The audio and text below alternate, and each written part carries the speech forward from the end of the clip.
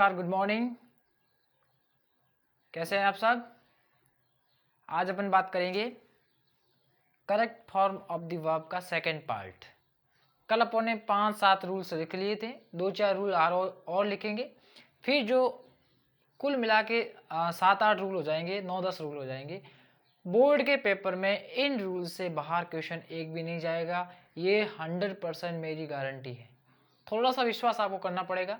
आज तक के पेपर में आया नहीं है इससे बाहर, और अब आप देख रहे हो कोविड-19 की वजह से पेपर का लेवल होगा वो इतना डिफिकल्ट नहीं होगा जितने आज तक के हुए हैं। तो इन जो मैंने रूल लिखवाए हैं उनसे बाहर सवाल नहीं जाएगा। ये सारे रूल अच्छे से लर्न कर लेना। 10th बोर्ड के बच्चे स्पेशली, यदि 4 पहले ही सेक्शन सी के पहले 4 मार्क्स आपको पूरे लाने हैं तो ये 7-8 रूल अच्छे से ये लर्न कर लेना ताकि पूरे मार्क्स आ जाएं। अब बात करते हैं नेक्स्ट रूल की ओर बढ़ते हैं और सबसे पहले एक सेंटेंस देखते हैं। सेंटेंस है आई ब्लैंक्स लूज या loss my exercise book recently. ये सेंटेंस आपके सामने। अब देखते हैं इस सेंटेंस पे कौन सा रूल लागू हो रहा है और इसमें क्या भरा जाएगा। I blanks lost my exercise book recently. Recently word को देख के आपको कुछ याद आ रहा होगा, तो पहले तो भरते क्या आता है। रिसेंटली प्रेजेंट परफेक्ट टेंस को इंडिकेट करता है। यदि किसी सेंटेंस में कौन कौन से वर्ड आ जाए, देखो, यदि किसी सेंटेंस में रूल है अगला, रूल नंबर 8। यदि किसी सेंटेंस में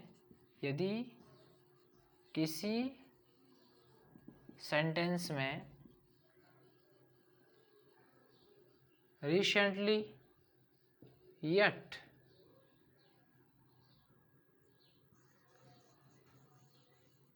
already hardly any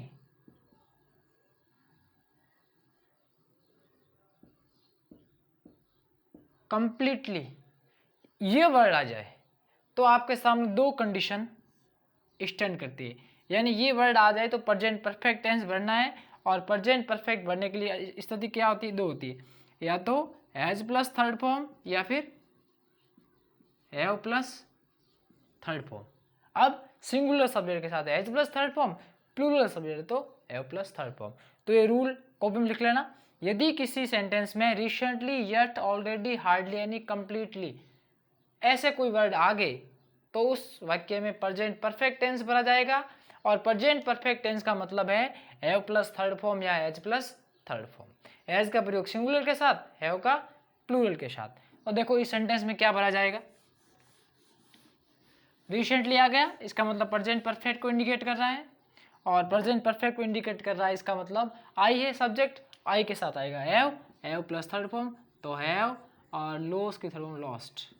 I have lost my exercise book recently.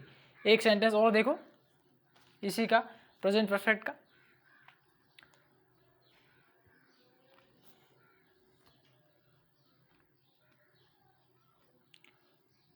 Khalistan you, फिर ब्लैंक और not finish cleaning your bicycle yet. Cleaning your bicycle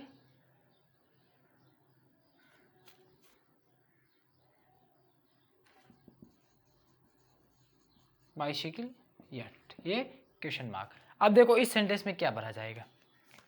you Khalistan not finish cleaning your bicycle yet. इसमें yet आ गया, इसका मतलब वही सेम प्रेजेंट परफेक्ट टेंस पढ़ना है, लेकिन ध्यान से देखना है कि लास्ट में क्वेश्चन मार्क है। इसका मतलब ये वाक्य कैसा है, क्वेश्चन मार्क। और ये स्टार्ट में खालिस्तान आ गया, इसका मतलब साइकिल शुरू में आएगी। सब्जेक्ट यू है, बहुवचन है तो आएगा हैव यू। फिर नॉट फिनिश, इसका मतलब नेगेटिव भी है तो इंटरोगेटिव नेगेटिव सेंटेंस है, तो नॉट फिनिश्ड। अब इस वाक्य में बच्चे कंफ्यूज कहाँ हो सकते हैं कि नोट आ रखा है, नोट इसके साथ रहेगा कि इसके साथ रहेगा, इट्स अ बिग कंफ्यूजन। लेकिन ध्यान रखना है, जब साइक्रिया वाक्य के स्टार्ट में आए तो साइक्रिया और मेन वर्ब के बीच में सब्जेक्ट रहता है। यदि नोट आ गया तो नोट भी मेन वर्ब की तरफ जाएगा, न कि हेल्पिंग वर्ब की तरह। ये बात ध्यान रखनी है। यहाँ कंफ्यूज होने का क्वेश्चन था, इसीलिए बोर्ड के पेपर में सवाल आ रखा है, तो इसमें आपको कंफ्यूज होने की जरूरत नहीं है। अब दूसरा देखते हैं, इस पर रूल नंबर नेक्स्ट लागू होता है। 7 रूल हो गए अपने, सारे रूल अच्छे से कॉपी में राइट डाउन करना और उनको याद करने का प्रयास करना। नेक्स्ट क्वेश्चन देखो क्या है।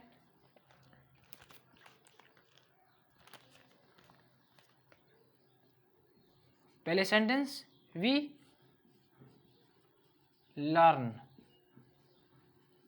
इंग्लिश नाउ, ये सेंटेंस है, वी लर्न इंग्लिश नाउ। अब देखो नाउ वर्ड आ गया, ये किस टेंस को इंडिकेट करता है? ये जो नाउ वर्ड है वो प्रेजेंट कंटिन्यूस को करता है। इसके अलावा कौन कौन से वर्ड है वो देखो पहले, तो फिर देखेंगे इसका क्या आंसर होगा। यदि किसी सेंटेंस में, यदि किसी सेंटेंस में क्या शब्द आगे, now, still, at present, at this moment आदि, टुडे, टुनाइट आदि वर्ड्स आए हो तो प्रेजेंट कंटिन्यूअस टेंस भरना होगा। यानी किसी सेंटेंस में ये वर्ड आगे, now, still, at present, at this moment, today और टू नाइट वर्ड आगे, तो उसमें प्रेजेंट कंटिन्यूअस टेंस भरना है। प्रेजेंट कंटिन्यूअस टेंस का मतलब उसके आपके सामने 3 स्थिति होगी, या तो इज प्लस V1 के साथ ING, या am प्लस ING, या फिर R plus ING form verb की। इज आता है सिंगुलर के साथ, am का प्रयोग I के साथ, और we, you, they और प्लूरल सब्जेक्ट के साथ R का यूज होगा। ये सामने आपके 3 कंडीशन बनेगी। अब इस ऊपर वाले सेंटेंस में क्या है, we प्लूरल सब्जेक्ट है, इसका मतलब R आएगा, R, और वर्ब की फर्स्ट फॉर्म में क्या लगेगा, ING, तो लर्निंग, R लर्निंग इसका आंसर हो जाएगा, क्योंकि नाउ आ रखा है। तो ऐसे आपको सेंटेंस के कीवर्ड्स देख के ढूंढने हैं कि इसमें कौन सा कीवर्ड आ रहा है और ये किस टेंस में स्टैंड करता है कीवर्ड, और उस टेंस में वर्ब क्या होती है, हेल्पिंग वर्ब क्या होती है, मेन वर्ब क्या होता है, ये आपका देखना और उसमें पढ़ना, और डेफिनेटली आपके नंबर उसमें आपको मिलेंगे। अगले रूल की बात करते हैं कि नेक्स्ट सेंटेंस पे कौन सा रूल लागू हो रहा है।